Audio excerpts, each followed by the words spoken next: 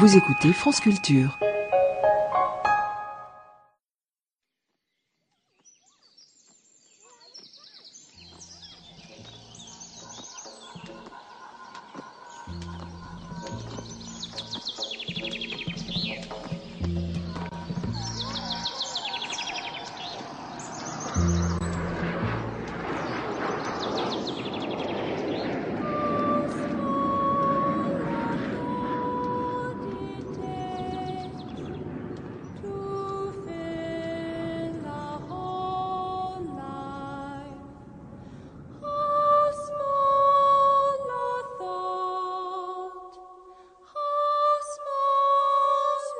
Les vivants et les dieux, symboles et religions, par Michel Cazenave.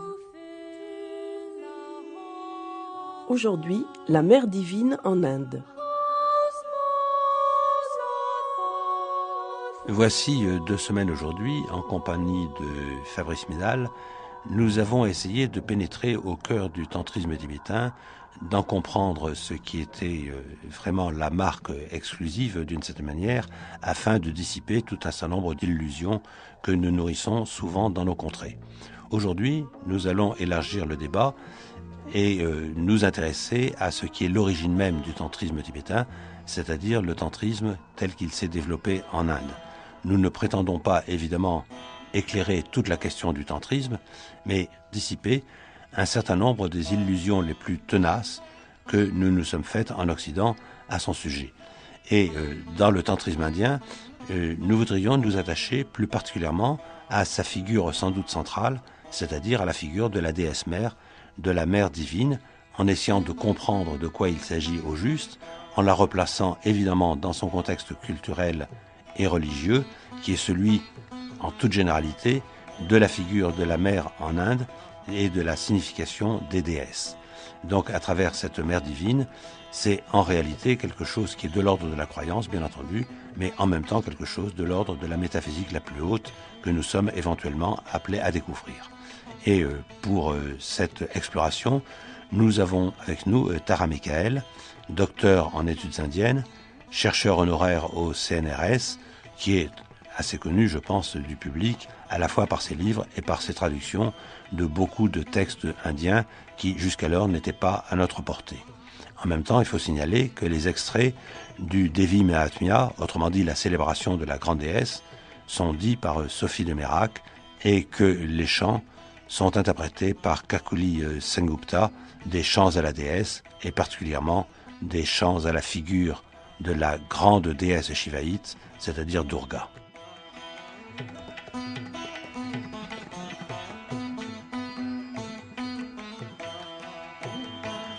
Tu es la primordiale, la matrice des créatures en nombre infini.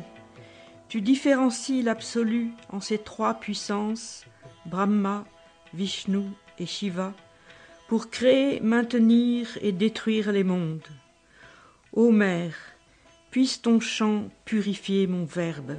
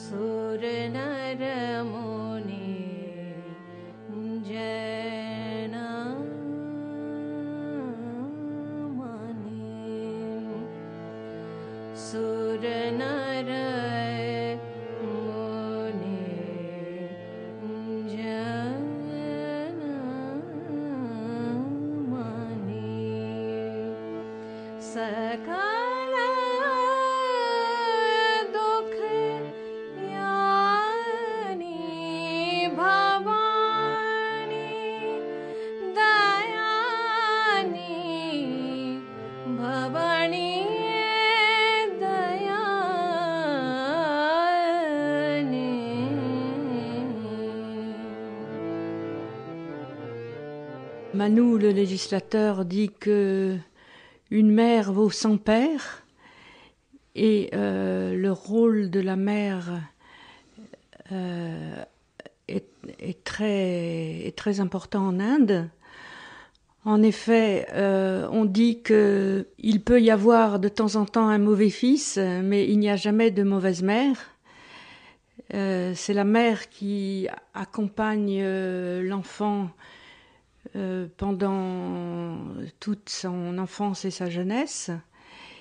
C'est aussi la mère, très souvent, que les hommes appellent quand ils sont dans le besoin, la difficulté, les dangers ou les grandes crises. Et la mère a un rôle essentiel à la fois dans la vie, dans la mythologie, dans l'art et dans la métaphysique indienne.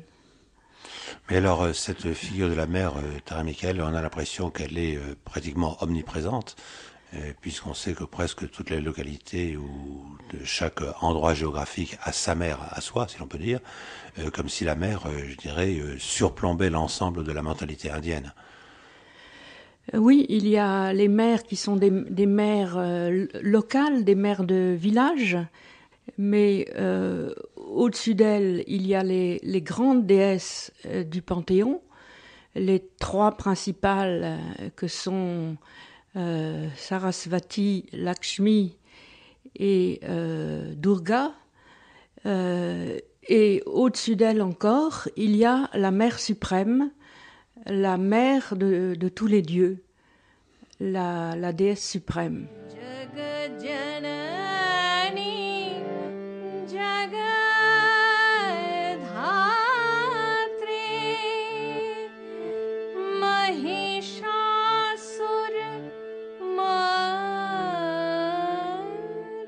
Quoi que ce soit, où que ce soit l'être ou le non-être, tout est en toi.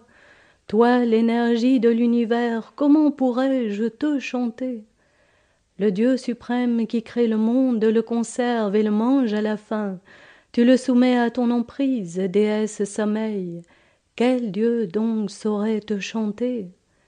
Si Vishnu, si Shiva, si moi-même avons pris encore, c'est sous ton impulsion. Qui d'entre nous aurait donc le pouvoir de te chanter, déesse?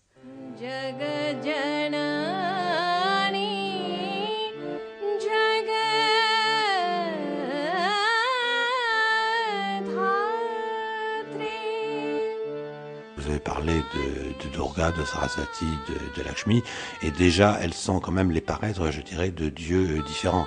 Puisque si je me rappelle bien, Lakshmi va avec Vishnu, alors que Durga va plutôt avec Shiva. Oui, elles sont les énergies des dieux qui leur correspondent. C'est-à-dire qu'un dieu n'est considéré comme n'ayant une puissance, un pouvoir, une faculté d'action, que s'il est pourvu de son énergie, s'il est entouré de son énergie. Et c'est l'énergie elle-même qui agit, qui est la puissance de volonté, d'action et de connaissance. Et les trois grands dieux auxquels correspondent les trois déesses essentielles dans l'hindouisme actuel, ce sont Sarasvati, la déesse de la connaissance, de la parole, de la fontaine de connaissances qui s'écoule des cimes jusque vers la terre, et elle est la parèdre du dieu Brahma. C'est-à-dire que le dieu Brahma n'a son énergie créatrice que grâce à sa parole. Et donc elle est le verbe, mais elle est le verbe au féminin. Elle est la parole, Vani ou Vach ou Sarasvati, c'est-à-dire le flot qui s'écoule d'une manière ininterrompue. Donc elle préside à toutes les voies libératrices et à la connaissance pure, à toutes les sciences sacrées et également à tous les arts. La deuxième, c'est Lakshmi, la déesse qui manifeste la prospérité et le bonheur dans l'univers manifesté. Elle est la déesse aux deux lotus, qui tient deux lotus et qui est elle-même sur un lotus. Étant la richesse et la prospérité qui manifestent la perfection dans l'univers manifesté. Elle est la parèdre du dieu Vishnu, qui, vous savez, a un rôle protecteur. On peut dire aussi que Lakshmi, il faut toujours la faire asseoir, car si elle reste debout, étant la déesse de la fortune, elle risque de s'en aller. Il faut donc la rendre stable, la faire asseoir, l'accueillir. Elle représente la richesse en toutes sortes de choses, aussi bien la richesse en puissance que la richesse en gloire, en splendeur, en descendance, en héroïsme, en vaillance, toutes les grandes qualités qui sont propres au monde manifesté. Et la troisième, c'est Durga, la parèdre de Shiva, celle qui a beaucoup de noms également. Elles ont toutes beaucoup de noms, mais Durga plus particulièrement. Durga qui veut dire celle qui est difficile à atteindre et aussi celle qui rend les passages difficiles, faciles à traverser. Durga est l'énergie féminine à la fois destructrice et bénéfique.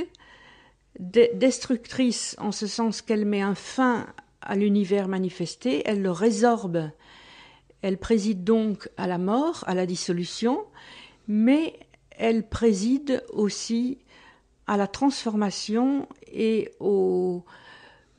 à la transsubstantiation du multiple dans l'un, au retour du multiple dans l'un et aux voies de libération en même temps. Durga, qui a comme nom Gauri, la blanche, la resplendissante, Kali, la noire, la sombre, la terrible, puisque toutes les déesses, mais surtout Durga, ont à la fois un aspect bénéfique et un aspect terrible.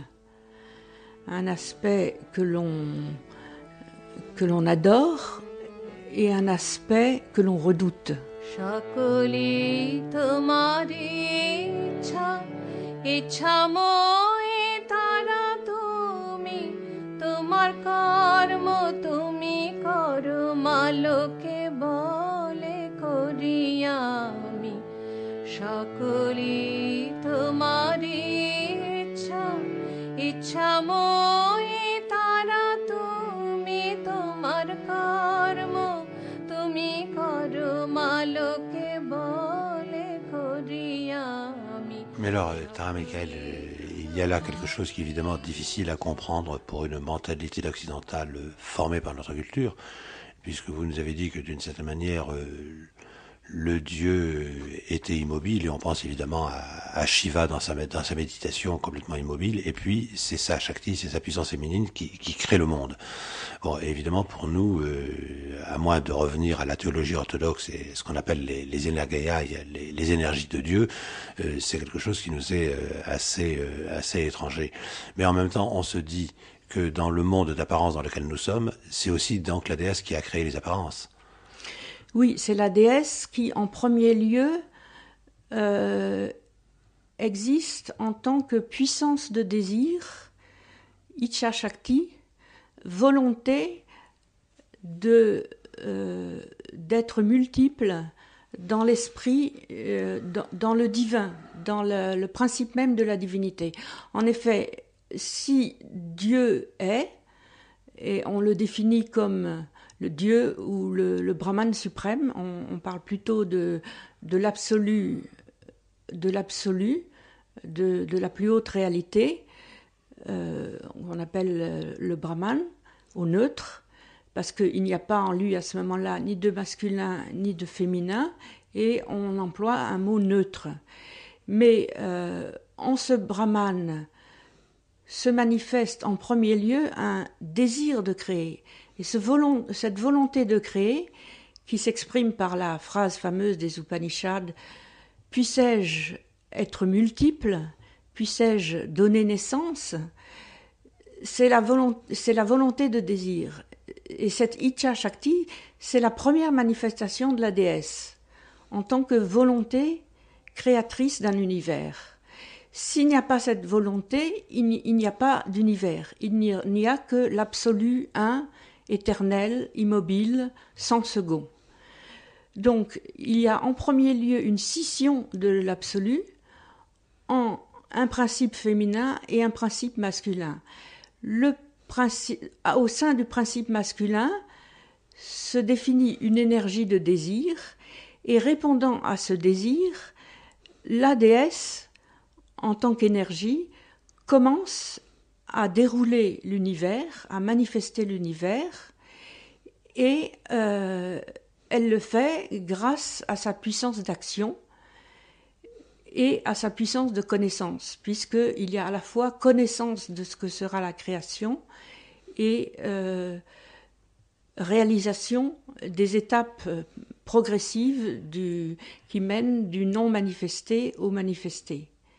On peut dire que le principe masculin en lui-même est considéré par les Indiens, du point de vue métaphysique, comme absolument immobile, absolument statique. Si Dieu est ce qu'on appelle Dieu, c'est-à-dire éternel, immuable, inchangeable, il ne peut pas y avoir de création. Il ne peut y avoir de création parce que il y a une énergie qui provoque une division et qui progressivement crée un spanda, c'est-à-dire une vibration initiale qui ensuite donne naissance à un nada, c'est-à-dire un son primordial, et ce son primordial aboutit à un bindu, un point, et à partir de ce point se répartit la création dans une direction quadruple, comme l'indique le fait que le créateur Brahma a 4 têtes. Donc, en fait, le Brahman suprême est présent partout dans sa création sous forme de points, sous forme d'axes, sous forme non spatiale, tandis que l'espace et le temps sont développés par sa Shakti, son énergie, qui est sa puissance, et qui crée, maintient et détruit le monde, qui le résorbe et permet aussi aux âmes de prendre une voie ascensionnelle par laquelle ils rejoignent le principe. Donc, en toute chose, c'est la mère uniquement, c'est la Shakti uniquement qui agit. Elle le fait pour réaliser le vœu du principe, le vœu de Shiva.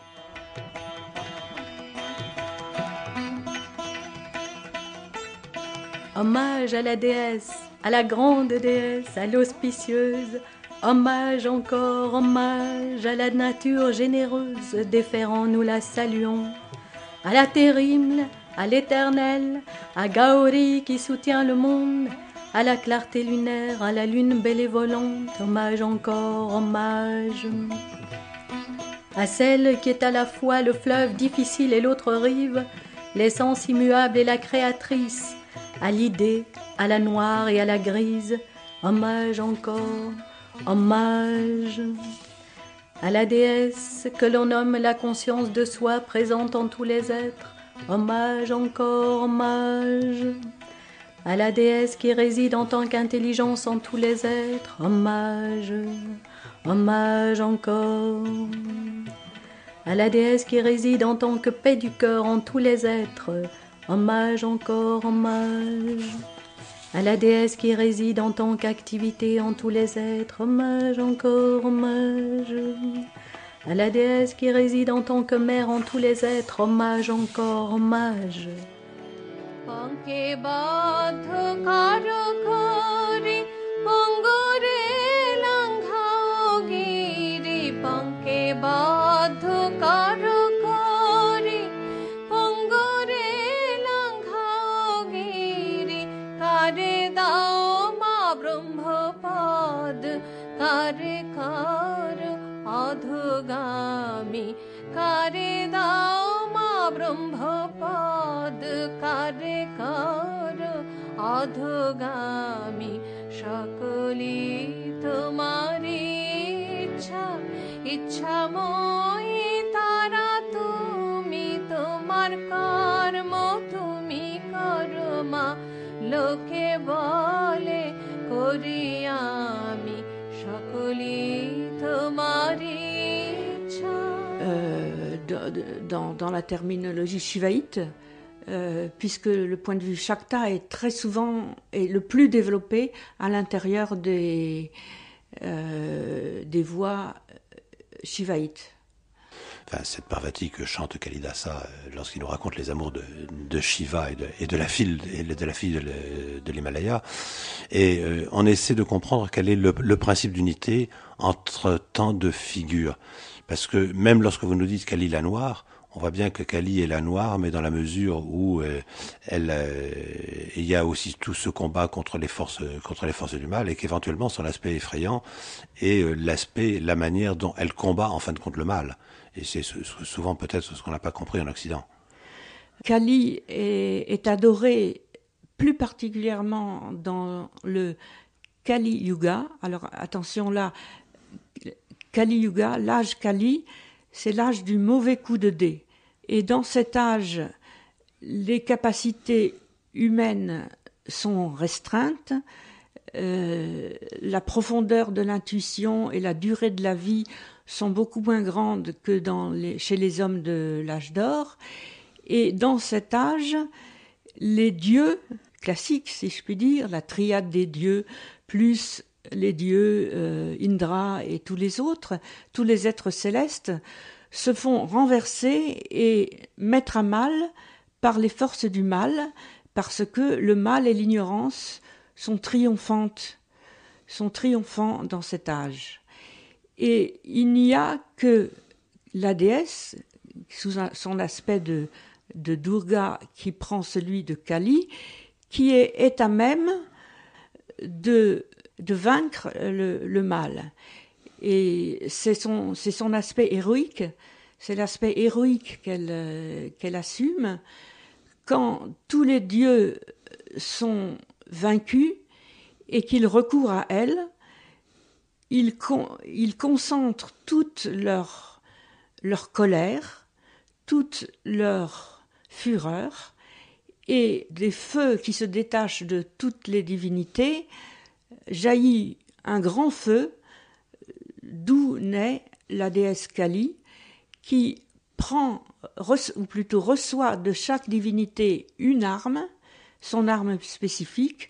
Elle concentre dans ses milliers de bras toutes les armes de toutes les divinités, et elle part à la conquête de ce roi des Asuras, ce roi des démons, qu'il a emporté sur les dieux. Et ils s'en remettent à elle, et c'est elle qui part à l'attaque, qui défie le démon, le chef des démons, qui s'incarne d'abord sous la forme de Shumba et Nishumba, puis qui s'incarne sous la forme d'un buffle gigantesque, symbole de l'ignorance. Et c'est elle qui parvient à triompher du mal. De la tête de Durga émerge Kali elle-même, qui possède une immense bouche, une langue pendante, des cheveux hirsutes, et qui a ceci de spécifique, qu'elle est capable d'annihiler de façon toute particulière la multiplicité des manifestations du mal. En effet, à un moment, quand la déesse Durga veut mettre à mort l'esprit du mal, celui-ci, de chaque goutte de son sang qui tombe sur la terre, jaillit à nouveau un nouveau démon, pareil à lui-même. Et il se démultiplie de manière excessive et terrifiant tous les dieux qui sont spectateurs de la bataille. Seul Kali ouvre une bouche immense et dans sa bouche, elle avale à la fois le sang qui jaillit du démon et le démon lui-même. Et c'est pour cela qu'on la représente avec une grande bouche et une langue pendante qui indique qu'elle a la capacité d'absorber et d'annihiler le principe démoniaque, même dans ses possibilités reproductrices. Est-ce que ce n'est pas à partir de telles considérations, Tara Michael, que l'on peut comprendre des poèmes qui nous ont posé beaucoup de mal? Je pense par exemple à l'œuvre de quelqu'un comme Ramprasad, dans ses chants à Kali, dans lequel il décrit Kali, effectivement, sous son aspect reconnu, si on peut dire, effectivement, cette bouche ouverte, cette langue pendante, le sang qui lui coule des lèvres, des colliers de crâne autour de la ceinture, et où en même temps ce sont des chants d'amour absolument éperdus à cette déesse. Et on voit bien qu'à nous, ça nous a posé des problèmes en disant comment peut-on être, entre guillemets, amoureux d'un tel principe? Est-ce que ce n'est pas à partir de telles considérations sur le combat eschatologique, si l'on peut dire, quasiment comme Kali, que en réalité Ramprasad peut chanter cet amour à la déesse? Les Occidentaux ont, au début, été extrêmement effrayés par les représentations de Kali, qu'ils trouvaient horrifiantes et semblables à une démone. Il faut se souvenir que l'aspect hideux et terrifiant de Kali n'est-elle que parce qu'elle doit faire face aux formes les plus extrêmes du mal, qui doivent se manifester en fin de cycle, et que c'est à cause de ces possibilités de terrifier l'ennemi, de terrifier le mal, qu'elle est bénéfique, et c'est parce qu'elle est si terrible que les hindous l'adorent, parce qu'elle est terrible pour le mal et pour les méchants. Et il est évident qu'elle est en rapport avec des symboles de mort, que son collier de crâne fait allusion à sa fonction destructrice et à sa relation avec la mort. Mais la mort n'est pas un aspect, d'une part, que les hindous cherchent à éluder ou à se cacher, puisque le cosmos et les êtres humains doivent faire face à l'inévitabilité de la mort, et son aspect sanglant, ses crocs dégoûtants de sang, et sa langue pendante, sa figure parfois et ses mains chargées de sang, représentent le sang des Asuras qu'elle dévore, et en dévorant les Asuras, elle délivre son adorateur de tout mal et de toute vicissitude.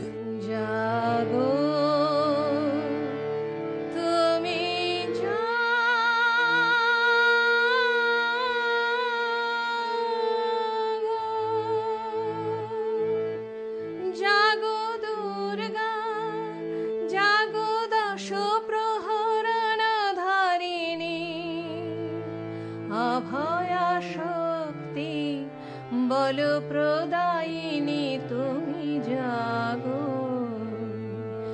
জাগো তুমি জাগো জাগো দুর্গা জাগো দশ প্রহরণ ধারিণী অভয়া শক্তি বল প্রদায়িনী তুমি জাগো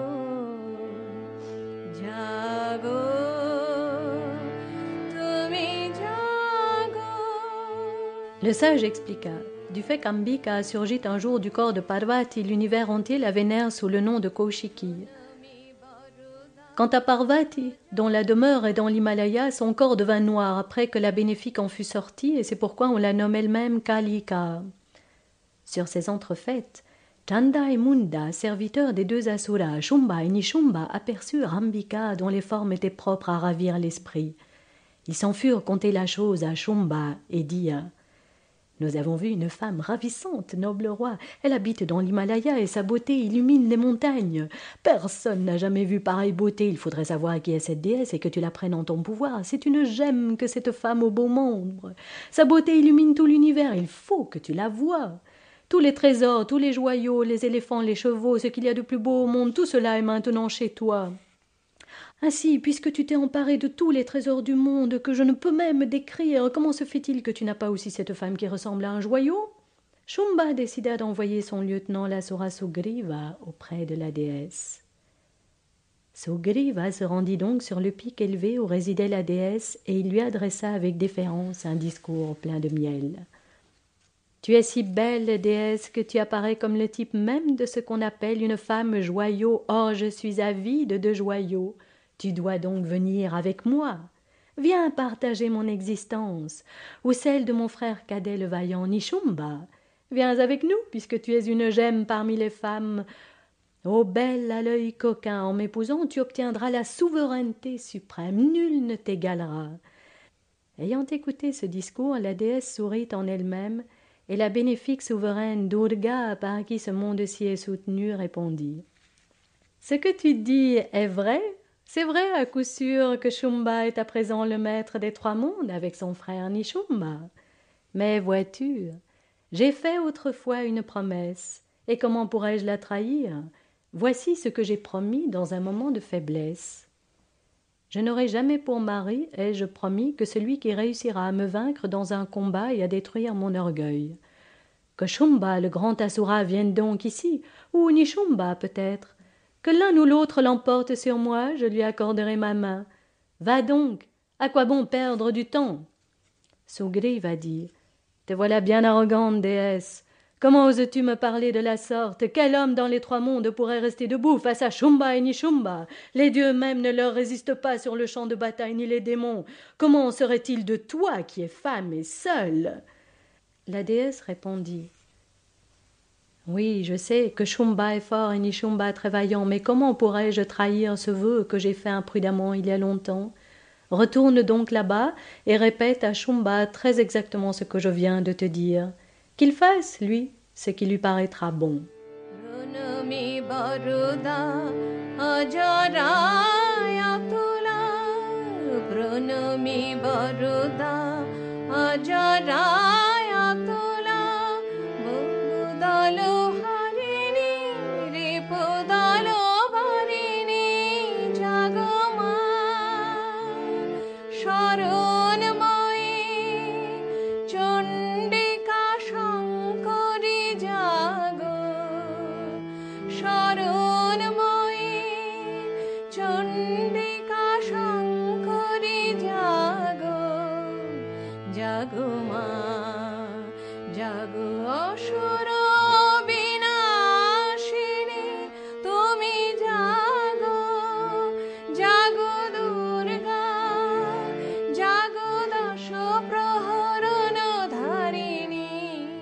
Si on pousse le shivaïsme jusqu'à son bout le plus extrême, c'est-à-dire en fin de compte un certain nombre de manifestations, de textes tantriques, on a l'impression que la déesse, la figure de la déesse d'une certaine manière, est en réalité le Brahman lui-même. D'ailleurs, avec le nom qui lui a été donné, Brahmayami, celle qui porte le Brahman. Je pense à des textes comme le Maha Tripura Sundari, dans lesquels on voit que la déesse est la déesse des trois niveaux, si l'on peut dire, du monde, mais que dans son cœur même, elle est le Brahman. Oui, la déesse est le Brahman suprême. Elle est totalement une avec l'absolu. Elle est l'énergie du Brahman. Les adorateurs considèrent la déesse comme le Brahman, la forme du Brahman lui-même. Elle est Brahmamayi, elle est consistant en Brahman, en réalité absolue. Mais elle a aussi un soin particulier de tous les êtres créés, manifestés, puisqu'elle est à la fois la mère des dieux, la mère des êtres humains et la mère de toute la création.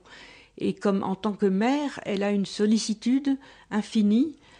Même les êtres qu'elle vainc et qu'elle détruit, c'est non pas pour les jeter dans des enfers, mais pour leur faire accéder directement à la délivrance, parce que ayant reçu l'impact de son glaive ou d'une de ses armes, ils sont délivrés de ce fait et vont vers les royaumes divins. Mais est-ce que d'une certaine manière, on ne peut pas considérer que la déesse ainsi considérée est, si je peux avancer cette expression, la totalité totale, puisqu'elle est à la fois l'inconditionnée, elle est à la fois la manifestation, elle gouverne les humains, d'une certaine manière, elle les guide, comme si d'une certaine façon, elle assumait, je dirais, toutes les facettes de la création et de ce qui est avant la création. Oui, c'est vrai, elle assume toutes les facettes de la création et ce qui est avant la création. Et en même temps, elle est en union éternelle avec l'aspect mâle de la divinité. Mais on le représente de manière symbolique ou mythique. Par exemple, Durga ou Kali est soit assise sur le corps étendu de Shiva, qui, sans la déesse, est un shava, c'est-à-dire un cadavre, c'est-à-dire le cadavre représente l'aspect totalement immobile, immuable, et donc similaire à un cadavre de la réalité transcendante, tandis que Devi qui danse sur son corps est l'aspect dynamique.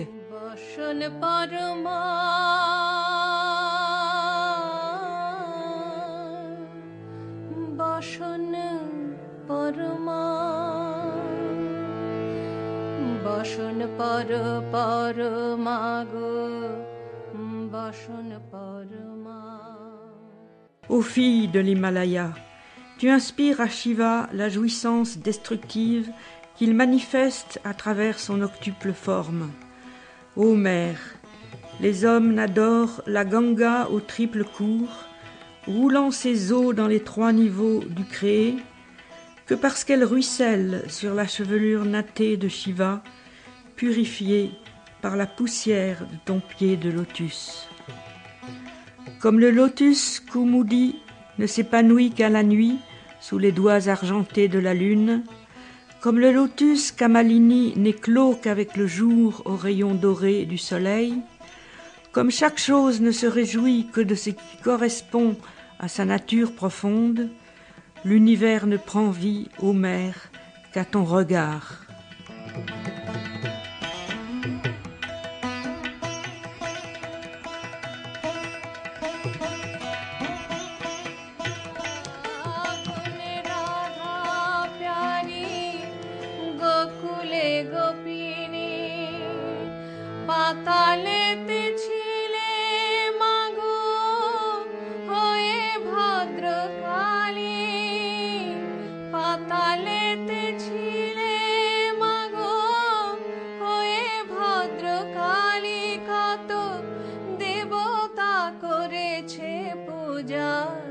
দিয়ে নর বলি মা বসন পর মা পর বসন পর মা বসন পর পর মা গো বসন পর মা